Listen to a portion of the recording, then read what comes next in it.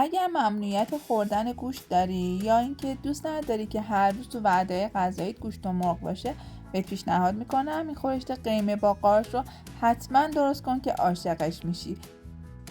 این خورشت قیمه با قارچ برای اونایی که رژیم غذایی دارن و یا گیاهخوارا میتونه یه وعده عالی باشه. طعمش خیلی خوشمزه است. یه بار باید حتما امتحانش کنید تا بفهمین که با قارچ هم میشه خورشت خیلی خوشمزه درست کرد. برای درست کردنش اول یه دونه پیاز رو نگینی ریز خوردش میکنیم و با روغن اون رو تفتش میدیم.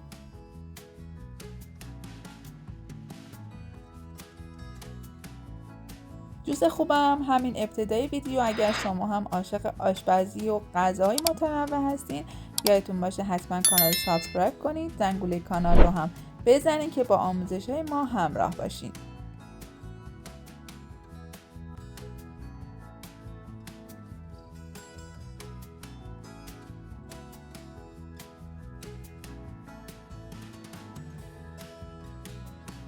برای درست کردن این خورش با قارچ سعی کنید از قارچ‌های سفید و سفت استفاده کنید. قارچ اگر سایزش ریز بود میتونید اون رو درسته داخل خورشتتون بریزین و اگر یک کمی درشت‌تر بود میتونید اون رو خوردش کنید.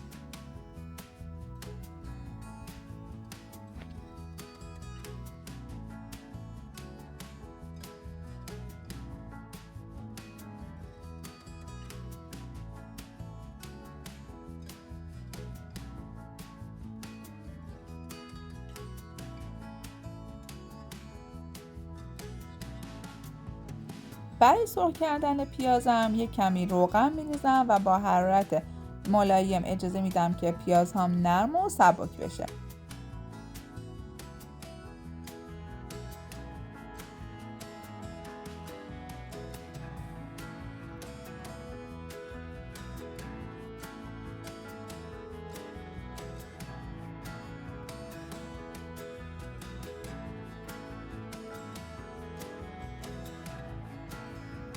بعد اینکه پیازم رنگ گرفت ادویه ها رو بهش اضافه میکنم. زردچوبه و فلفل سیاه میریزم و با پیاز تفت میدم تا رنگشون حسابی باز بشه. برای داخل این خورشت قیمه من از یه تیکه چوب دارچین هم استفاده میکنم.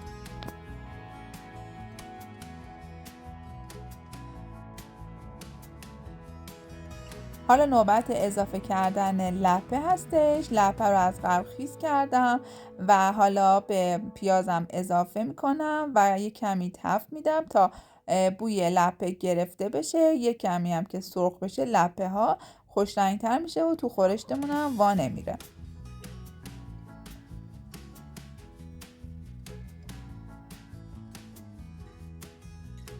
بعد اینکه لپه رو تفت دادم حالا رب گوجه رو اضافه میکنم و رب رو هم حسابی تفت میدم تا رنگش باز بشه و خورشتم خوش رنگ تر بشه.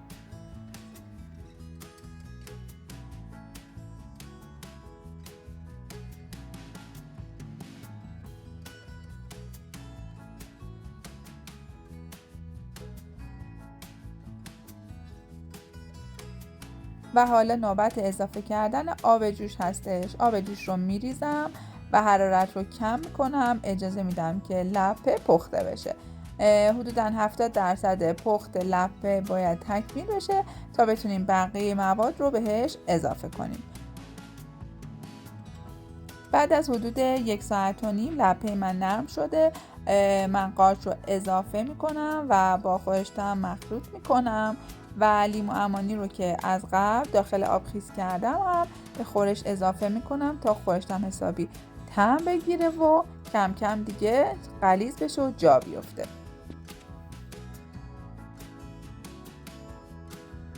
آخرای پخت به خورشتم نمک اضافه میکنم. دیگه کم کم خورشتم داره جا میفته و غلیظ میشه. من برای خوش عطر شدن بهش زعفرون اضافه میکنم و همینطور یک کمی هم گلاب میریزم که خورشتم حسابی مجلسی بشه.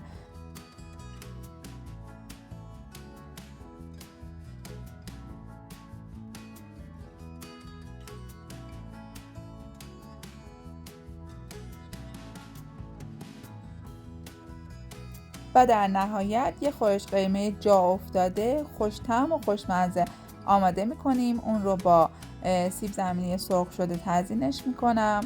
مطمئنم که اگر یه بار این خورش رو درست کنید عاشقش میشین. طعم قارچ هم داخل خورش فوق‌العاده خوشمزه است. اون رو با یک کته زعفرانی سروش کنید. خورشت قارچ علاوه بر اینکه میتونه یه غذای سالم باشه، همینطور هم یه غذای اقتصادی هستش. میتونید اون رو تو وعده غذاییتون جا بدین و درستش کنید. مطمئنم که یه بار درستش کنید عاشقش میشین. اگر این خورشت قیمه خوشمزه رو درست کردین، خوشتون اومد، برام کامنت بذارین. منتظر نظرات قشنگتون هستم.